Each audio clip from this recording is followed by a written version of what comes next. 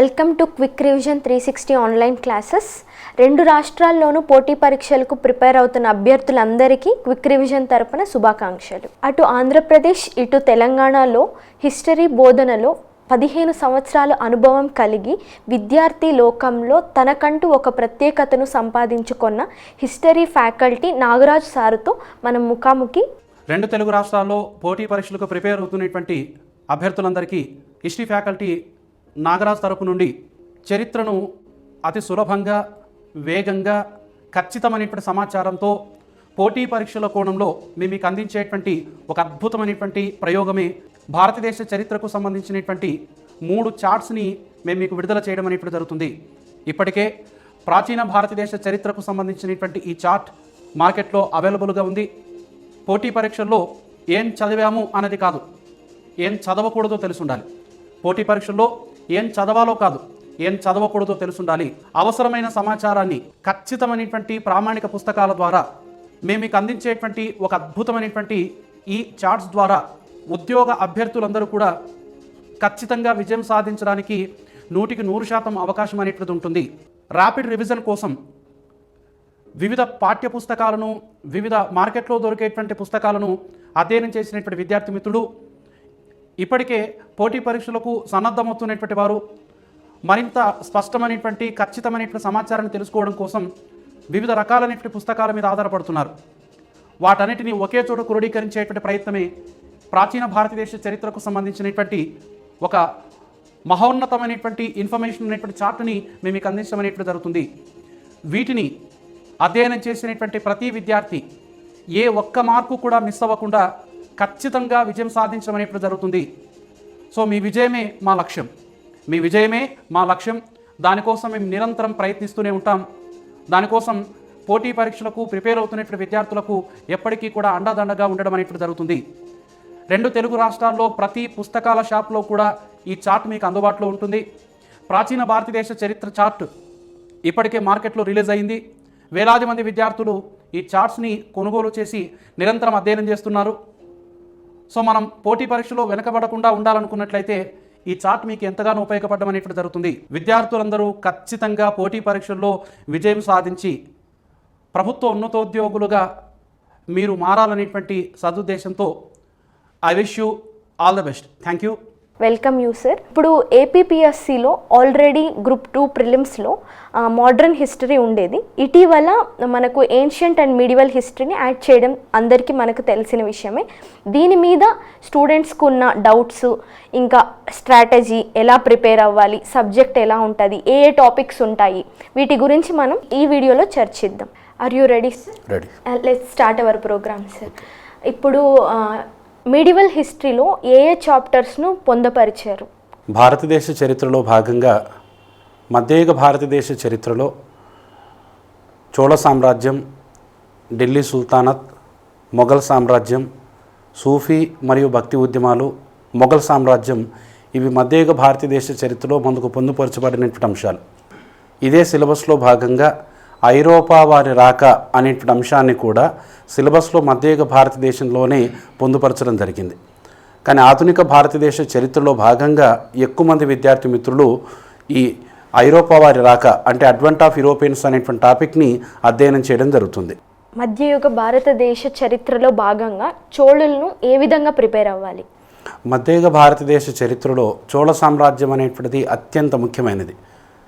ఎందుకనగా చోళ సామ్రాజ్యంలో చోళుల కీర్తి ప్రతిష్టలు బంగాళాఖాతమంతా విస్తరించడం జరిగింది. చోళులు నిర్మించినటువంటి మహోన్నతమైనటువంటి దేవాలయాలు కానీ, చోళుల గ్రామ పరిపాలనా విధానం కానీ ఇప్పటికీ భారతదేశ చరిత్రలో చాలా ప్రత్యేకమైనటువంటి అంశంగా పొందుపరచబడుతుంది. చోళ చక్రవర్తి మొదటి రాజరాజ చోళుడు నిర్మించిన తంజావూరులోని బృహదీశ్వరాలయం, ఆయన కుమారుడు మొదటి రాజేంద్ర చోళుడు నిర్మించినటువంటి గంగైకొండ చోళపురంలోని గంగైకొండ చోళపురం అనేటువంటి దేవాలయం, అక్కడ కూడా మనకు బృహదీశ్వరాలయం ఉంది. ఈ 2 ఆలయాలు దక్షిణ భారతదేశ చరిత్రలోనే మరియు చోళ సామ్రాజ్య చరిత్రలోనే అత్యంత ముఖ్యమైనవి. చోళుల గ్రామ స్వపరిపాలన భారతదేశంలో ఇప్పటికీ కూడా అలాంటి గ్రామ స్వపరిపాలన మనం అందిపుచ్చుకోలేకపోతున్నాం. సో చోళ చక్రవర్తులు అనగానే మనకు గ్రామ స్వపరిపాలన, ఆ కాలం నాటి సాహిత్యం, ఆ కాలం నాటి దేవాలయాల నిర్మాణం, చోళ చక్రవర్తుల రాజకీయ చరిత్ర అత్యంత ముఖ్యమైనది. చోళుల రాజకీయ చరిత్రలో భాగంగా మనం మెయిన్స్లో ఏపీ హిస్టరీలో కూడా చోళ చక్రవర్తులు మనకు ఎక్కువగా ఉపయోగపడతారు. ఏ విధంగా అనగా చోళ చక్రవర్తులకు తూర్పు చాళుక్యులకు మధ్యన వైవాహిక సంబంధాలు ఉన్నాయి. చివరికి చాళుక్య రాజ్యం చోళ సామ్రాజ్యంలో కలిసిపోవడం జరిగింది.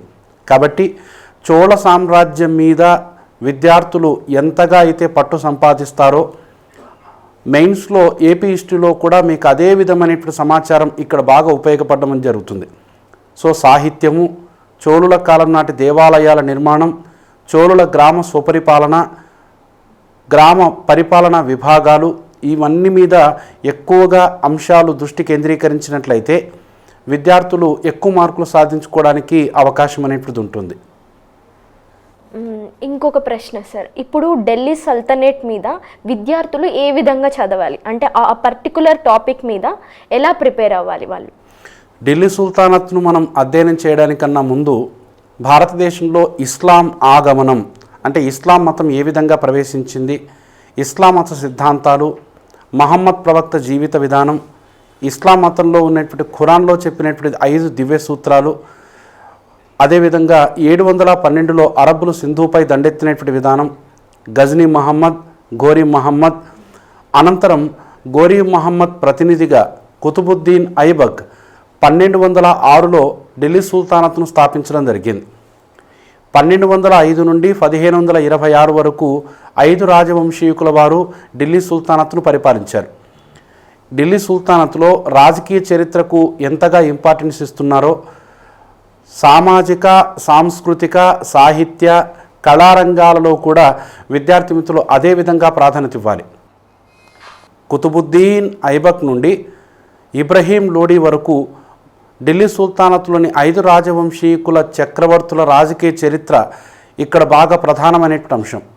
అలానే అల్లావుద్దీన్ ఖిల్జీ ఆక్రమణలు, అల్లావుద్దీన్ ఖిల్జీ పరిపాలనా సంస్కరణలు, మహమ్మద్ బిన్ తుగ్లక్ పరిపాలనా సంస్కరణలోని లోపాలు, చివరిలో ఢిల్లీ సుల్తానత్లో లోడీ వంశీకులు ఆగ్రా నిర్మించినటువంటి విధానం, వీటన్నిటి మీద మన పరిపూర్ణ అవగాహన తెచ్చుకున్నట్లయితే ఢిల్లీ సుల్తానత్ మీద అడగబోయేటువంటి 3 లేదా 4 క్వశ్చన్లకు మనం ఖచ్చితమైనటువంటి సమాచారంతో ఆన్సర్ చేయడానికి అవకాశం అనేటువంటిది ఉంటుంది.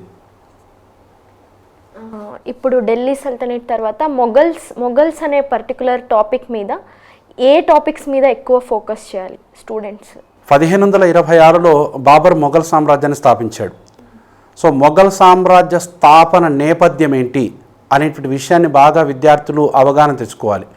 అంటే 1526లో భారతదేశంలో మొఘల్ సామ్రాజ్యం స్థాపించబోయేటప్పుడు భారతదేశంలో రాజకీయ స్థితిగతులు ఏంటి, ఎందుకు బాబర్ భారతదేశంలో మొఘల్ సామ్రాజ్యాన్ని స్థాపించాల్సి వచ్చింది, అసలు వాస్తవానికి మొఘలులు భారతీయులు కాదు, వీరు మధ్య ఆసియా ప్రాంతానికి సంబంధించిన వారు, భారతదేశానికి ఒక రకంగా వలస వచ్చిన వారు. కానీ మొఘల్ చక్రవర్తులు ఈ దేశాన్ని తమ మాతృదేశంగా భావించారు. మొఘల్ సామ్రాజ్య రాజకీయ చరిత్రను చరిత్రకారులు 2 రకాలుగా వర్గీకరిస్తారు. గొప్ప మొఘల్ చక్రవర్తులు, మలి మొఘల్ చక్రవర్తులు అని. 1526 నుండి 1707 వరకు ఉన్నటువంటి చరిత్రను గొప్ప మొఘల్ చక్రవర్తుల చరిత్ర అని, 1707 నుండి 1857 వరకు ఉన్నటువంటి చరిత్రను మలి మొఘల్ చక్రవర్తులు అని వ్యవహరిస్తారు. సో ఇందులో ముఖ్యంగా మధ్యయుగ భారతదేశ చరిత్రలో గొప్ప మొఘల్ చక్రవర్తులైనటువంటి బాబర్, హుమాయూన్, అక్బర్, జహంగీర్, షాజహాన్, ఔరంగజేబ్. మొఘల్ చరిత్రకు సంబంధించినటువంటి పాత ప్రశ్నాపత్రాలలో ఎక్కువగా రాజకీయ చరిత్రతో పాటుగా ఆ కాలంలో వారు చేసినటువంటి యుద్ధాలు, ఆ యుద్ధాల నేపథ్యము, మొఘల్ ఆక్రమణలు, మొఘల్ పరిపాలనా కాలం నాటి మనసబ్దారీ విధానం, అక్బర్ పరిపాలనా కాలం నాటి నిర్మాణాలు, ముఖ్యంగా మొఘల్ చక్రవర్తుల సమాధులకు ఎక్కువగా ప్రాధాన్యత ఇవ్వాలి. ఎందుకంటే మొఘల్ చక్రవర్తుల సమాధులు భారతదేశంలోనే చాలా ప్రత్యేకతమైనవిగా ఐక్యరాజ్య సమితికి సంబంధించినటువంటి యునెస్కో గుర్తించినటువంటి ఢిల్లీలోని హుమాయూన్ సమాధి ఉంటుంది. సో కాబట్టి మొఘల్ సామ్రాజ్యంలో రాజకీయ చరిత్ర, పరిపాలన, సామాజిక, ఆర్థిక, సాంస్కృతిక విషయాలు, అక్బర్ పరిపాలనా కాలం నాటి సాహిత్యము, మొఘల్ చక్రవర్తుల కాలం నాటి అనువాదాలు, షాజహాన్ పెద్ద కుమారుడు అనేటువంటి ధారాషుకో రచించినటువంటి అద్భుతమైనటువంటి గ్రంథాలు, ఔరంగజేబులో ఉన్నటువంటి మత మూర్ఖ విధానాలు, ఔరంగజేబ్ పరిపాలనా కాలంలో జరిగినటువంటి తిరుగుబాట్లు, వీటన్నిటినీ మనం బేరీజ్ వేసుకొని మొఘల్ చరిత్రను మనం అధ్యయనం చేసినట్లయితే ఖచ్చితమైనటువంటి సమాచారంతో 4 క్వశ్చన్లకు పైన మొఘల్ సామ్రాజ్యం మీద అడిగినటువంటి ప్రశ్నలకు మనం ఆన్సర్ చేయడానికి అవకాశం అనేటువంటిది ఉంటుంది. తర్వాత భక్తి సూఫీ మూవ్మెంట్ పైన ఎటువంటి ప్రశ్నలు అడుగుతారు సార్ గ్రూప్ 2 ప్రిలిమ్స్ ఓరియంటేషన్? మధ్యయుగ భారతదేశ చరిత్రలో అతి ముఖ్యమైనటువంటి అంశం, ఎక్కువగా విద్యార్థులు కన్ఫ్యూజ్ అవ్వడానికి అవకాశం అనేటువంటి అంశం. అలానే పోటీ పరీక్షలో ప్రశ్నాపత్రాన్ని ప్రిపేర్ చేస్తున్నటువంటి వ్యక్తులు విద్యార్థులను బాగా ఫిల్టర్ చేయాలనే ఉద్దేశంతో ఒక రకంగా కార్నర్స్కి వెళ్ళిపోయేటువంటి అంశం ఈ భక్తి ఉద్యమం. భక్తి ఉద్యమంలో అసలు భక్తి ఉద్యమానికి గల కారణాలేంటి, భక్తి ఉద్యమం యొక్క నేపథ్యం ఏంటి, భక్తి ఉద్యమంలోని ప్రధాన లక్షణాలేంటి, ఈ భక్తి ఉద్యమంలో మనకు సగుణ భక్తి ఉద్యమకారులు, నిర్గుణ భక్తి ఉద్యమకారులు ఉన్నారు. అంటే భగవంతుని ఉనికిని అంగీకరించి భగవంతుణ్ణి విగ్రహాల రూపంలో పూజించమనేటువంటి వ్యక్తులను సగుణ భక్తి ఉద్యమకారులని, విగ్రహారాధనను వ్యతిరేకించేటువంటి వారిని నిర్గుణ భక్తి ఉద్యమకారులు అని వ్యవహరిస్తారు. భక్తి ఉద్యమాన్ని మనం ఏ విధంగా అధ్యయనం చేయాలంటే దక్షిణ భారతదేశ భక్తి ఉద్యమం, ఉత్తర భారతదేశ భక్తి ఉద్యమం, పశ్చిమ భారతదేశ భక్తి ఉద్యమం, తూర్పు భారతదేశ భక్తి ఉద్యమం అని ప్రధానంగా మనం అధ్యయనం చేయాలి. అంటే కొన్ని లోతైనటువంటి సమాచారాన్ని కూడా మనం తెలుసుకోవడానికి సిద్ధంగా ఉండాలి. ఉదాహరణకి మధ్యయుగ భక్తి ఉద్యమ చరిత్రలో గుజరాత్కు చెందినటువంటి భక్తి ఉద్యమకారుడు నారసింహ మెహతా. ఈ నారసింహ మెహతా రచించినటువంటి వైష్ణవ భక్తి గీతాలు గాంధీకి బాగా ఇష్టమైనవి. గాంధీకి బాగా ఇష్టమైనటువంటి పాట వైష్ణవ జనతో. ఈ వైష్ణవ జనతో అనేటువంటి పాటను నారసింహ మెహతానే రచించాడు. అలానే మొట్టమొదటిసారిగా దళితులను హరిజనులు అని పిలిచినటువంటి భక్తి ఉద్యమకారుడుగా కూడా నారసింహ మెహతానే మనం గుర్తించవచ్చు. కాబట్టి భక్తి ఉద్యమానికి సమాంతరంగా హిందూ ఇస్లాం మతస్థుల మధ్యన ఐకమత్యం కోసం ప్రయత్నించినటువంటి ఈ సూఫీ భక్తి ఉద్యమం అనేటువంటి చాలా ముఖ్యమైనది. సూఫీ భక్తి ఉద్యమం ప్రారంభం కావడానికి గల నేపథ్యం ఏంటి, సూఫీ భక్తి ఉద్యమంలో ఏ శాఖలు ఉన్నాయి, ఈ శాఖలను సూఫీ ఉద్యమంలో సిల్సిలా అని అంటారు. సిల్సిలా అంటే పరంపర, గురు శిష్యుల పరంపర. సో ఈ సిల్సిలాలో అత్యంత ముఖ్యమైనటువంటి సిల్సిలా చిస్తీ సిల్సిలా. చిస్తీ సిల్సిలాలో ఎవరు సూఫీ భక్తి ఉద్యమకారులు ఉన్నారు, వారి వారి సమాధులు ఎక్కడున్నాయి. సూఫీ ఉద్యమంలో వారి సమాధులను దర్గాలు అంటారు. సూఫీ భక్తి ఉద్యమకారుల యొక్క సమాధులను దర్గాలు అంటారు. ఈ దర్గాలలో రాజస్థాన్లోని అజ్మీర్లో ఉన్నటువంటి ఖ్వాజా మొయినుద్దీన్ చిస్తీ, ఇతన్ని గరీబ్ నవాజ్ అని కూడా వ్యవహరించడం జరుగుతుంది. ఈ దర్గాకు ప్రపంచవ్యాప్తంగా ప్రాధాన్యత ఉంది. ఈ దర్గాను సందర్శించినటువంటి మొదటి ముస్లిం చక్రవర్తి మహమ్మద్ బిన్ తుగ్లక్. అలానే జహంగీర్ ఆ దర్గాను 9 సార్లు సందర్శించడం జరిగింది. ఇప్పటికీ కూడా భారతదేశంలో తిరుమల తర్వాత అతి ఎక్కువ మంది భక్తులు సందర్శించేటువంటి దర్గా అజ్మీర్ దర్గా. అలానే మనకు గుల్బర్గా వద్ద కూడా ఉన్నటువంటి దర్గా గేసు దరాజ్కు సంబంధించినటువంటి దర్గా. గేసు దరాజ్ని బందే నవాజ్ అని కూడా వ్యవహరిస్తారు.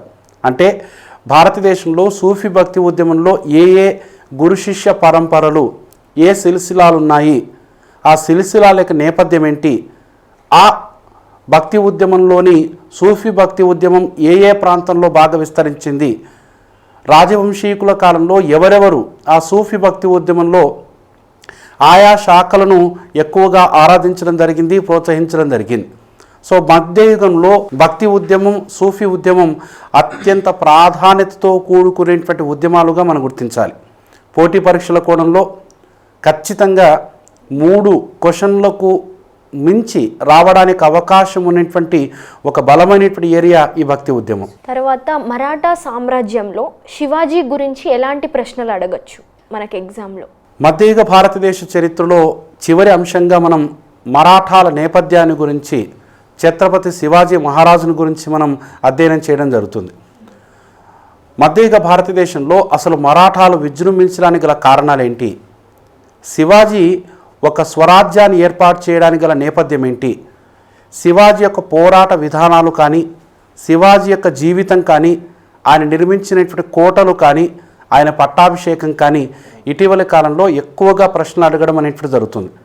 మరాఠాలలో శివాజీ నిర్మించినటువంటి స్వరాజ్యంతో పాటుగా శివాజీ పరిపాలనా విధానం మీద ఎక్కువగా దృష్టి కేంద్రీకరించాలి. శివాజీ నిరక్షరాస్యుడైనప్పటికీ కూడా, అతను ఇల్లిటరేట్ అయినప్పటికీ కూడా ఒక బలమైన శక్తివంతమైన పరిపాలనా విధానాన్ని రూపొందించాడు.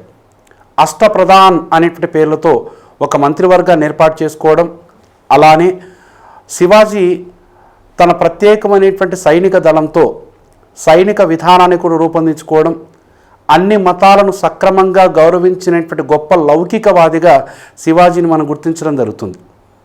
ఇక్కడ మరాఠా సామ్రాజ్యానికి సంబంధించినటువంటి మరొక విశ్లేషణాత్మకమైన అంశం ఏంటంటే, శివాజీ మరణించిన తర్వాత ఆయన కుమారుడు శంభాజీ, మరో కుమారుడు రాజారాం, వీరిద్దరి యొక్క చరిత్రను గురించి కూడా అధ్యయనం చేయాలి.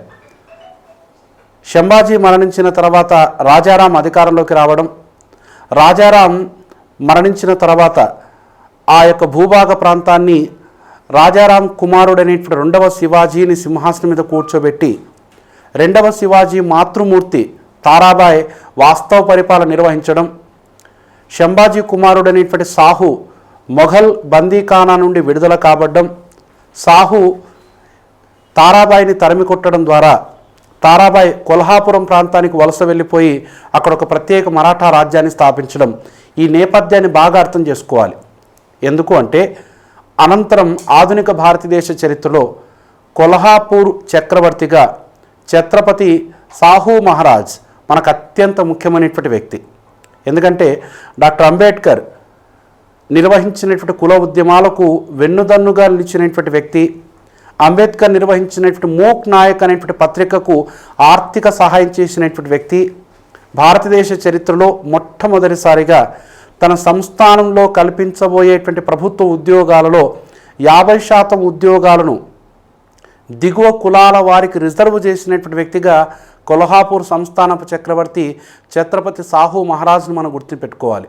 అంటే ప్రాచీన భారతదేశ చరిత్రలో ఉన్న అంశాలను మనం ఒక లింక్గా మధ్యయుగ భారతదేశ చరిత్రను, మధ్యయుగ భారతదేశ చరిత్రలో ఉన్న అంశాలను ఒక లింకుగా ఆధునిక భారతదేశ చరిత్రను చదువుకోవాలి. హిస్టరీని చదివేటప్పుడు ఒక రాజవంశ పతనంతో కూడినటువంటి అంశాలను మరొక రాజవంశ ప్రారంభానికి ఒక లింకప్ ఏర్పాటు చేసుకున్నట్లయితే, కాన్సెప్ట్ ఓరియంటేషన్గా చదివినట్లయితే, బట్టి కొట్టకుండా అర్థం చేసుకుంటూ చదివినట్లయితే చరిత్రలో ఎక్కువ మార్కులు సాధించుకోవడానికి అవకాశం అనేటువంటిది ఉంటుంది. మనకు ఏపీపీఎస్సీ నిర్వహించబోయేటువంటి స్క్రీనింగ్ టెస్టులో 30కి 30 మార్కులు సాధించుకునేటువంటి విధంగా కూడా హిస్టరీని ప్రిపేర్ అవ్వచ్చు. ఇంకొకటి, చరిత్రలో లోతైనటువంటి అంశాలను మనం చదువుకున్నట్లయితే సోషియాలజీలో కూడా ఒక 5 మార్కులు సాధించుకోవడానికి అవకాశం అనేటువంటిది ఉంటుంది. అంటే ఏపీపీఎస్సీ ప్రకటించినటువంటి ఈ సిలబస్లో మనకు సామాజిక శాస్త్రం కూడా పొందుపరచడం జరిగింది. సామాజిక శాస్త్రంలో కూడా మతాలు ఉన్నాయి, కులాలు ఉన్నాయి. కాబట్టి వేద సాహిత్యం మీద బాగా అవగాహన తెచ్చుకున్నట్లయితే, ఈ మతాల మీద అవగాహన తెచ్చుకున్నట్లయితే ఇటు సోషియాలజీకి కూడా చరిత్ర కూడా బాగా ఉపయోగపడడం జరుగుతుంది. అందుకే చరిత్రను సామాజిక శాస్త్రాలకు ప్రయోగశాల లాంటిదని, ఒక రకంగా సోషల్ సైన్సెస్కి మదర్ సబ్జెక్ట్ లాంటిదని చరిత్రను పరిగణించడం జరుగుతుంది. మనం ఇంతకుముందే మాట్లాడుకున్నట్లు ప్రిలిమ్స్లో 30 మార్కులు, మెయిన్స్లో 75 మార్కులు. అంటే ఏపీపీఎస్సీ నిర్వహించబోయేటువంటి ఈ గ్రూప్ 2 పోటీ పరీక్షలో ఏ సబ్జెక్టుకు ఇవ్వని ప్రాధాన్యత, ఏ సబ్జెక్టుకు లేని ప్రాధాన్యత చరిత్రకు ఉంది. అందుకే కాస్త కాన్సెప్ట్ ఓరియంటేషన్తో, ఖచ్చితమైన సమాచారంతో విద్యార్థులు ఈ అంశాన్ని చదువుకున్నట్లయితే మెయిన్స్ ఎగ్జామినేషన్లో 75కు గాను 72కు పైగా, ప్రిలిమ్స్ ఎగ్జామినేషన్లో 30కి గాను 30 మార్కులు సాధించుకునే విధంగా కూడా ప్రిపేర్ అవ్వచ్చు. కానీ మీ ప్రిపరేషన్లో కంపారిటివ్ స్టడీస్ అనేటువంటిది చాలా ముఖ్యమైనది. అంటే ప్రాచీన భారతదేశ చరిత్రను, ప్రాచీన ఆంధ్రదేశ చరిత్రను మధ్యయుగ భారతదేశ చరిత్రను, మధ్యయుగ ఆంధ్రదేశ చరిత్రను, ఆధునిక భారతదేశ చరిత్రను, ఆధునిక ఆంధ్రదేశ చరిత్రను. సో భారతదేశ చరిత్ర, ఆంధ్రదేశ చరిత్ర రెండింటిని కూడా కంపారిటివ్గా చేసుకుని చదివినట్లయితే విషయం పరిపూర్ణంగా మనకు అర్థమవుతుంది. విషయం పట్ల మనం పరిపూర్ణ సమాచారాన్ని అర్థం చేసుకున్నట్లు అవుతుంది. ఎక్కువ అంశాన్ని గ్రహించినట్లు అవుతుంది. ఏమాత్రం కూడా కన్ఫ్యూజ్ అవ్వడానికి అవకాశం లేకుండా మన ప్రిపరేషన్ కొనసాగించుకునేటువంటి అవకాశం ఉంటుంది. Academic books, Telugu academic books చదవాలి అంటారు కదా సార్. అప్పుడు తెలుగు అకాడమీ బుక్స్ చదివితే సరిపోతుందా, లేకపోతే తెలుగు అకాడమీతో పాటు ఎన్సీఆర్టీ బుక్స్ కూడా చదవాలా? వాస్తవానికి ఎప్పుడైనా గుర్తుపెట్టుకోండి, ప్రశ్నాపత్రం వచ్చేసి మనకు ఇంగ్లీష్లో తయారు చేయబడి, అంటే ఇంగ్లీష్లో ప్రిపేర్ చేస్తారు, దాన్ని తెలుగులో ట్రాన్స్లేట్ చేస్తారు. సో క్వశ్చన్ పేపర్ను ప్రిపేర్ చేసేటువంటి ఏ ప్రొఫెసర్ కూడా తెలుగు అకాడమీ పుస్తకాలను బేస్ చేసుకోరు. తెలుగు అకాడమీ పుస్తకాలను బేస్ చేసుకోరు. అంటే ఎక్కువగా మనం బయట డిస్కషన్ అంటే ఇలాగే ఉంటుంది. అంటే ఇప్పుడు వాస్తవానికి విషయం ఏంటంటే దాన్ని మనం ప్రామాణికంగా తీసుకుంటాం. ప్రామాణికం అంటే ఏంటి? ఎక్కడైనా ఒక డౌట్ వచ్చింది అనుకోండి, దాన్ని రెఫరెన్స్ చేసుకోవడానికి ఉపయోగపడుతుంది. ఇప్పుడు మీరు ప్రిపేర్ అవుతున్నారు, చాలా సింపుల్గా ఒక మాట చెప్పండి. ఇప్పుడు ప్రాచీన భారతదేశ చరిత్రకు ఒక పుస్తకం ఉంటుంది, మధ్యయుగ భారతదేశ చరిత్రకు ఒక పుస్తకం ఉంటుంది, ఆధునిక భారతదేశ చరిత్రకు ఒక పుస్తకం ఉంటుంది. 3 తెలుగు అకాడమీ పుస్తకాలను చదవడానికి మీకు జీవితకాలం అయిపోతుంది. మీరు ఇప్పుడు సోషియాలజీ ఎప్పుడు చదవాలి, నెక్స్ట్ కరెంట్ అఫైర్స్ ఎప్పుడు ప్రిపేర్ అవ్వాలి, మెంటల్ ఎబిలిటీ ఎప్పుడు ప్రిపేర్ అవ్వాలి, అన్ని సబ్జెక్టుల మీద అవగాహన ఉన్నప్పుడు మాత్రమే మీరు ప్రిలిమ్స్ని దాటగలరు. కాబట్టి వాస్తవానికి మనకు ఉన్నటువంటి సమాచారం మేరకు ఎక్కువగా కృష్ణారెడ్డి పుస్తకము అండ్ అగ్నిహోత్రి పుస్తకాన్ని ఎక్కువగా యూజ్ చేస్తారు. కె కృష్ణారెడ్డి, కోనం కృష్ణారెడ్డి అని సివిల్ సర్వీసెస్ హిస్టరీ గైడ్ ఉంటుంది. దాంట్లో నుంచి ఎక్కువ సమాచారాన్ని సేకరిస్తారు. ఎన్సీఆర్టీ పుస్తకాల నుంచి కూడా ఎక్కువగా సమాచారం సేకరించడం జరుగుతుంది. ఈ మధ్య కాలంలో తమిళనాడు పుస్తకాల నుంచి కూడా ఎక్కువగా బిట్స్ అడుగుతున్నారు. ఎందుకంటే సౌత్ ఇండియన్ హిస్టరీకి సంబంధించినంత తమిళనాడు హిస్టరీ బుక్స్ ఉన్నాయి. సో వాటి మీద ఎక్కువగా మన క్వశ్చన్లు అడుగుతున్నారు. తెలుగు అకాడమీ బుక్స్ వచ్చేసి ఓన్లీ మీకు ఒక ప్రామాణిక మాత్రమే, బేస్ మాత్రమే. ఇంగ్లీష్ చదవలేని విద్యార్థులకు, ఇంగ్లీష్ అర్థం కాని విద్యార్థులకు ఇవి చదవడానికి మీకు బాగా ఉపయోగపడతాయి. అన్నిటికన్నా ముఖ్యమైనది కోచింగ్ అనేటువంటిది ఒక విలువైనటువంటి పెట్టుబడిగా విద్యార్థులు గుర్తించాలి. కోచింగ్ అనేటువంటిది ఒక విలువైనటువంటి పెట్టుబడి. ఎందుకు? మీరు కొంత సమయాన్ని వెచ్చిస్తున్నారు, కొంత ధనాన్ని వెచ్చిస్తున్నారు. 3 సంవత్సరాలు 4 సంవత్సరాలు ప్రిపేర్ అయినా సంపాదించుకునే సబ్జెక్ట్ని ఒక 6 నెలల్లో మీరు కోచింగ్ ద్వారా సాధించుకోవచ్చు. ఇంతకుముందు ఆఫ్లైన్ క్లాసెస్లు ఉన్నప్పుడు మాత్రమే మనకు మ్యాప్ పాయింటింగ్ ద్వారా మనం హిస్టరీని వివరించేటువంటి వాళ్ళు. కానీ కోవిడ్ మనకు నేర్పించినటువంటి ఒక గొప్ప వాస్తవ సత్యం ఏంటంటే ఆన్లైన్ క్లాసెస్ని. ఇంతకుముందు ఇలాంటి డిజిటల్ మీడియా లేదు, ఇలాంటి డిజిటల్ యంత్రాంగం లేదు. ఇప్పుడు ఏవైతే మనం పిక్చర్ చూపించాలనుకుంటున్నామో, ఏ దేవాలయం అయితే చూపించాలనుకుంటాం వాటిని మనం డిస్ప్లే చేస్తున్నాం, పిల్లలందరికీ వివరించడం అనేటువంటి జరుగుతుంది. కాబట్టి ఆన్లైన్ క్లాసెస్ అనేటువంటివి అన్ని రకాలుగా, ఇటు హౌస్ వైఫ్స్ కావచ్చు, రిమోట్ ఏరియాలో ఉన్న వాళ్ళు కూడా ఇప్పుడు ఆన్లైన్, రిమోట్ ఏరియాలో ఉన్నటువంటి విద్యార్థులు కావచ్చు, అంటే ప్రపంచంలో ఉన్నటువంటి విజ్ఞానం అంతా కూడా మన అరచేతిలోకి వచ్చేసింది. అందుకే ఈ కోచింగ్ అనేటువంటిది అది ఆన్లైన్ కావచ్చు, ఆఫ్లైన్ కావచ్చు, విద్యార్థులు ఒక విలువైన పెట్టుబడిగా దాన్ని భావించాలి. ఇప్పుడు మెడివల్ హిస్టరీ అనేది కొత్తగా ఇప్పుడు యాడ్ అయింది కాబట్టి ఎలాంటి ప్రశ్నలు అడగచ్చు? వాస్తవంగా మధ్యయుగ భారతదేశ చరిత్ర కొత్తగా యాడ్ చేసిందంటే ఏమీ లేదు. ఏపీపీఎస్సీ వారు గతంలో ప్రాచీన మధ్యయుగాల మీద ఎక్కువగా కాంట్రవర్సీ వస్తుందనేటువంటి కానుక ఉద్దేశంతో సిలబస్ పరిధి విస్తృతంగా పెరిగింది, ప్రిలిమ్స్ కోసం విద్యార్థులు బాగా ఇబ్బంది పడుతున్నారంటే కానుక ఉద్దేశంతో కొన్ని నోటిఫికేషన్ల వరకు తొలగించారంతే. ఇవి ప్రత్యేకంగా యాడ్ చేసింది ఏం కాదు, గతంలో కూడా ఉన్నాయి. వాస్తవంగా మనకు గతంలో జనరల్ స్టడీస్ నిర్వహించినటువంటి జనరల్ స్టడీస్ క్వశ్చన్ పేపర్లో కానీ, తర్వాత హిస్టరీ ఆప్షనల్గా నిర్వహించినటువంటి జేఎల్ డిఎల్ క్వశ్చన్ పేపర్లో కానీ ప్రశ్నాపత్రం యొక్క సరళిని మనం పరిశీలించినట్లయితే గతంలో ప్రశ్నలలో మనకు కొన్ని స్థాయిలు ఉండేవి. అంటే ఇది కానిస్టేబుల్ ప్రిపేర్ అవుతున్నటువంటి విద్యార్థులు చదువుకోవాల్సిందని, ఇది ఎస్ఐ స్థాయి విద్యార్థులు చదువుకోవాల్సి వస్తుందని, ఇది గ్రూప్ 2 విద్యార్థులు చదువుకోవాల్సి వస్తుందని, ఇది గ్రూప్ 3 విద్యార్థులు, ఈ గ్రూప్ 4 విద్యార్థులు చదవాల్సిన అంశాలని, ఇది సివిల్ సర్వీసెస్ చదవాల్సినటువంటి విద్యార్థులు చదవాల్సిన అంశాలని ఒక కేటగిరైజ్ చేసేటువంటి వారు. కానీ ప్రస్తుతం అవేమీ లేవు. వాస్తవంగా కానిస్టేబుల్ ఎగ్జామినేషన్ క్వశ్చన్ పేపర్లోనే సివిల్ సర్వీసెస్ స్థాయికి మించిన క్వశ్చన్లు మనకు ఈ మధ్యకాలంలో కనిపిస్తున్నాయి. కాబట్టి విద్యార్థులు ఏ పోటీ పరీక్ష రాస్తున్నా విషయాన్ని, సబ్జెక్ట్ని పరిపూర్ణంగా తెలుసుకున్నప్పుడు మాత్రమే ప్రజెంట్ ఉన్నటువంటి పోటీలో అతను ఉద్యోగం సాధించడానికి అవకాశం అనేటువంటిది ఉంటుంది. ఉద్యోగం సాధించడానికి 0.5% మార్క్స్ కూడా, ఒక్క మార్కు కూడా అత్యంత ముఖ్యమైనదిగా విద్యార్థులు ఇక్కడ పరిగణించాలి. సో మనం హిస్టరీ క్లాసెస్ని ఎలా బోధించాము అంటే, ఈ ఆన్లైన్ క్లాసెస్లో మీరు గమనించండి, ఇప్పుడు మొఘల్ వాస్తు శిల్పకళలో ఇక్కడ మనం బోధిస్తున్నటువంటిది ఫతేపూర్ సిక్రీలో ఉన్నటువంటి పంచమహల్. గతంలో ఆఫ్లైన్ క్లాసెస్లో పంచమహల్ అని చెప్పేసి వదిలిపెట్టేటువంటి వాళ్ళు, కానీ ఇప్పుడు ఆన్లైన్ క్లాసెస్లో పంచమహాల్కు సంబంధించినటువంటి మొత్తం డయాగ్రామ్ కానీ, వాటికి సంబంధించినటువంటి అంశం కానీ, ఇప్పుడు మీరు చూస్తున్నటువంటిది జహంగీర్ యొక్క సమాధి. ఈ జహంగీర్ సమాధి మీద కూడా మనకు గుమ్మటం ఉండదు. మన ఆఫ్లైన్ క్లాసెస్లో గుమ్మటం లేకుండా నిర్మించబడినటువంటి సమాధిగా అక్బర్ సమాధిని, జహంగీర్ సమాధిని మనం చెప్పుకోవడం జరుగుతుంది. కానీ గుమ్మటం అంటే ఏంటి, అది ఆఫ్లైన్ క్లాసెస్లో విద్యార్థులకు అర్థమయ్యేది కాదు. కానీ ఆన్లైన్ క్లాసెస్లో పరిపూర్ణమైనటువంటి సమాచారం. ఇప్పుడు మీరు చూస్తున్నటువంటి ఇది ఫతేపూర్ సిక్రీలో ఉన్నటువంటి నూర్జహాన్ నిర్మించినటువంటి, వాళ్ళ తండ్రి కోసం నిర్మించినటువంటి ఇత్మతుద్దౌలా సమాధి. ఈ ఇత్మతుద్దౌలా సమాధి మొఘల్ చరిత్రలోనే సంపూర్ణంగా పాలరాతితో నిర్మించినటువంటి మొదటి సమాధి. కాబట్టి ఆ సమాధి యొక్క రూపాన్ని, లేదా ఆ దేవాలయం యొక్క రూపాన్ని, ఆ కట్టడం యొక్క రూపాన్ని మీకు లైవ్లో డిస్ప్లే చేయడం అనేటువంటి జరుగుతుంది. అంటే ఒక రకంగా నీ ఎదురుగా ఫ్యాకల్టీ కూర్చొని నీకు టీచ్ చేస్తే ఎలా ఉంటుందో ఆ విధంగా మొత్తం మేము భారతదేశ చరిత్ర, ఆంధ్రదేశ చరిత్రకు సంబంధించినటువంటి టాపిక్స్ని బోధించడం అనేటువంటి జరిగింది.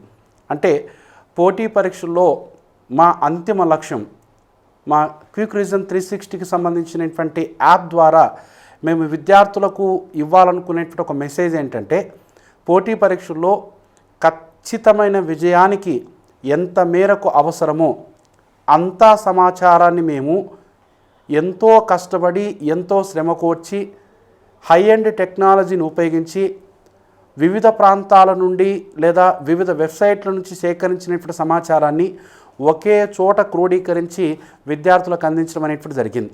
అందుకే ఈ యాప్ ద్వారా మీరు భారతదేశ చరిత్ర, ఆంధ్రదేశ చరిత్రను ఖచ్చితమైన సమాచారంతో, పరిపూర్ణ అవగాహనతో మీరు నేర్చుకోవడానికి అవకాశం అనేటువంటిది ఉంటుంది. ఇప్పుడు బయట మార్కెట్లో చాలా ఆన్లైన్ కోచింగ్స్ ఉన్నాయి సార్. అలా వాటికు మన దానికి ఉన్న ప్రత్యేకత, తేడా ఏంటి సార్? అంటే మనది తీసుకోవాలి అనే దానికి. సో బయట చాలా ఆన్లైన్ క్లాసెస్ ఉన్నప్పటికీ కూడా చాలామంది మామూలు బోర్డు మీద ఆన్లైన్ క్లాసెస్ని టీచ్ చేయడం అనేటువంటి జరుగుతుంది. దాంతో కొన్ని పిక్చర్స్ని కానీ, ముఖ్యంగా భారతదేశ చరిత్రలో ఆ మ్యాప్ పాయింటింగ్ కానీ మనకు బాగా అర్థం కాదు. క్వశ్చన్ పేపర్లో మ్యాప్ పాయింటింగ్కి సంబంధించినటువంటి ప్రశ్నలు రాకపోయినప్పటికీ కూడా ఆ ప్రాంతాల పట్ల మన పరిపూర్ణ అవగాహన తెచ్చుకోవాలి. ఉదాహరణకి చాళుక్య అనేటువంటి పేరుతో భారతదేశంలో చాలా రాజవంశీకుల వారు పరిపాలించారు. బాదామి చాళుక్యులు ఉన్నారు, తూర్పు చాళుక్యులు ఉన్నారు, కళ్యాణి చాళుక్యులు ఉన్నారు, ముదిగొండ చాళుక్యులు ఉన్నారు, వేములవాడ చాళుక్యులు ఉన్నారు.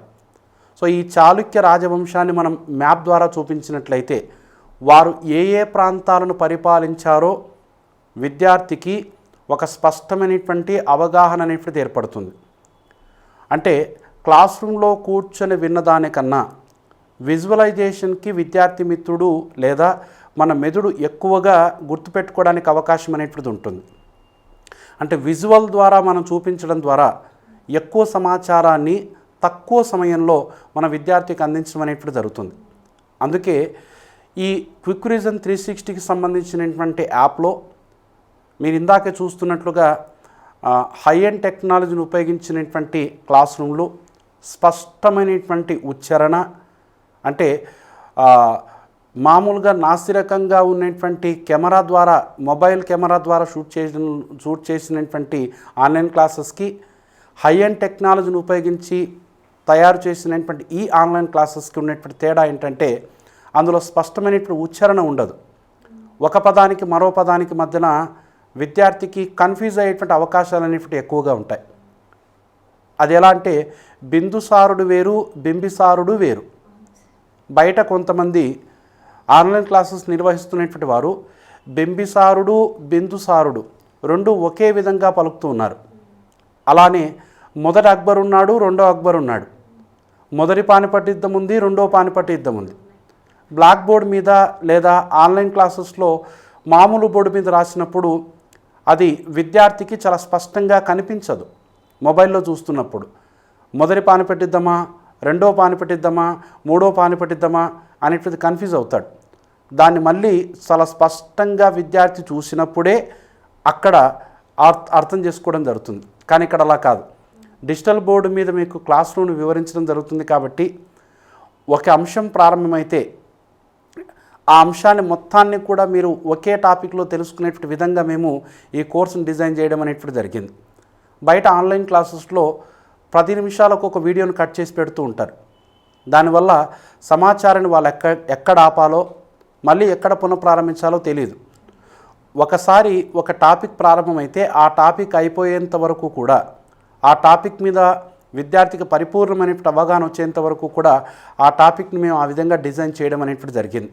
సో ఈ క్విక్ రివిజన్ 360కి సంబంధించినటువంటి యాప్ను తీసుకున్నట్లయితే విద్యార్థులు తక్కువ సమయంలో ఖచ్చితమైన సమాచారంతో పోటీ పరీక్షలకు అవసరమైనటువంటి ప్రతి అంశాన్ని నేర్చుకోవడానికి, దాన్ని ఎగ్జామినేషన్లో అప్లై చేయడానికి కూడా ఈ యాప్ అనేది మీకు బాగా ఉపయోగపడడం జరుగుతుంది.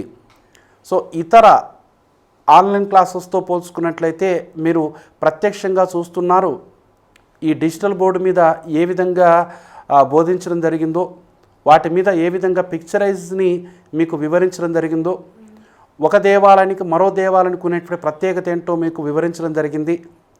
ఆఫ్లైన్ క్లాసెస్లో ఇలాంటి వివరణాత్మక అంశాలు చెప్పినప్పటికీ కూడా అది మిత్రునికి, విద్యార్థికి సరిగా అవగాహన రాదు. ఉదాహరణకి ప్రాచీన భారతదేశ చరిత్రలో మనకు దేవాలయాల నిర్మాణంలో నగర శైలి దేవాలయాలు, ద్రావిడ శైలి దేవాలయాలు, వేసర శైలి దేవాలయాలు అనేటివి ఉన్నాయి. నగర, ద్రావిడ, వేసర ఈ 3 శైలులకు ఉన్నటువంటి ప్రత్యేకత ఏంటి అనేటివి మనం చెప్తున్నప్పుడు ప్రత్యక్షంగా ఆ టెంపుల్కు సంబంధించినటువంటి రూపాన్ని మనం అర్థం చేసుకుంటే వాటికి సంబంధించినటువంటి సమాచారాన్ని మెదడు చాలా తొందరగా గ్రహించడం జరుగుతుంది. అది పోటీ పరీక్షలో మీకు వెంటనే రీకలెక్ట్ అవ్వడం అనేటికి అవకాశం అనేటువంటిది ఉంటుంది.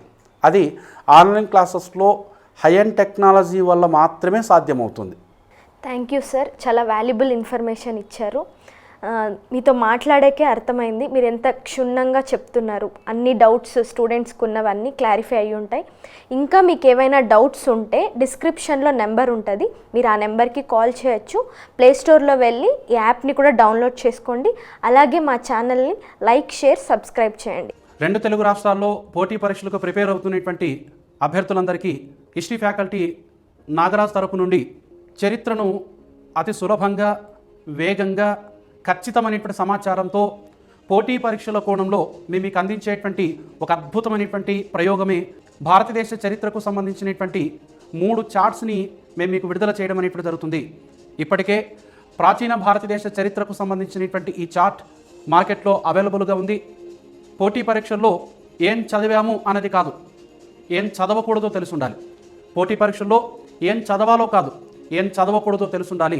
అవసరమైన సమాచారాన్ని ఖచ్చితమైనటువంటి ప్రామాణిక పుస్తకాల ద్వారా మేము మీకు అందించేటువంటి ఒక అద్భుతమైనటువంటి ఈ చార్ట్స్ ద్వారా ఉద్యోగ అభ్యర్థులందరూ కూడా ఖచ్చితంగా విజయం సాధించడానికి 100% అవకాశం అనేటువంటిది ఉంటుంది.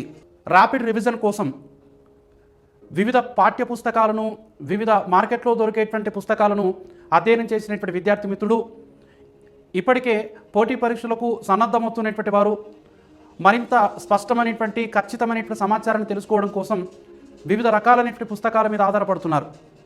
వాటన్నిటిని ఒకే చోట క్రోడీకరించేటువంటి ప్రయత్నమే ప్రాచీన భారతదేశ చరిత్రకు సంబంధించినటువంటి ఒక మహోన్నతమైనటువంటి ఇన్ఫర్మేషన్ ఉన్నటువంటి చార్ట్ని మేము మీకు అందించమనేటువంటి జరుగుతుంది. వీటిని అధ్యయనం చేసినటువంటి ప్రతి విద్యార్థి ఏ ఒక్క మార్కు కూడా మిస్ అవ్వకుండా ఖచ్చితంగా విజయం సాధించడం అనేటువంటి జరుగుతుంది. సో మీ విజయమే మా లక్ష్యం, మీ విజయమే మా లక్ష్యం. దానికోసం మేము నిరంతరం ప్రయత్నిస్తూనే ఉంటాం. దానికోసం పోటీ పరీక్షలకు ప్రిపేర్ అవుతున్నటువంటి విద్యార్థులకు ఎప్పటికీ కూడా అండదండగా ఉండడం అనేటువంటి జరుగుతుంది. 2 తెలుగు రాష్ట్రాల్లో ప్రతి పుస్తకాల షాప్లో కూడా ఈ చార్ట్ మీకు అందుబాటులో ఉంటుంది. ప్రాచీన భారతదేశ చరిత్ర చార్ట్ ఇప్పటికే మార్కెట్లో రిలీజ్ అయింది. వేలాది మంది విద్యార్థులు ఈ చార్ట్స్ని కొనుగోలు చేసి నిరంతరం అధ్యయనం చేస్తున్నారు. సో మనం పోటీ పరీక్షలో వెనకబడకుండా ఉండాలనుకున్నట్లయితే ఈ చార్ట్ మీకు ఎంతగానో ఉపయోగపడడం అనేటువంటి జరుగుతుంది. విద్యార్థులందరూ ఖచ్చితంగా పోటీ పరీక్షల్లో విజయం సాధించి ప్రభుత్వ ఉన్నతోద్యోగులుగా మీరు మారాలనేటువంటి సదుద్దేశంతో I wish you all the best. Thank you.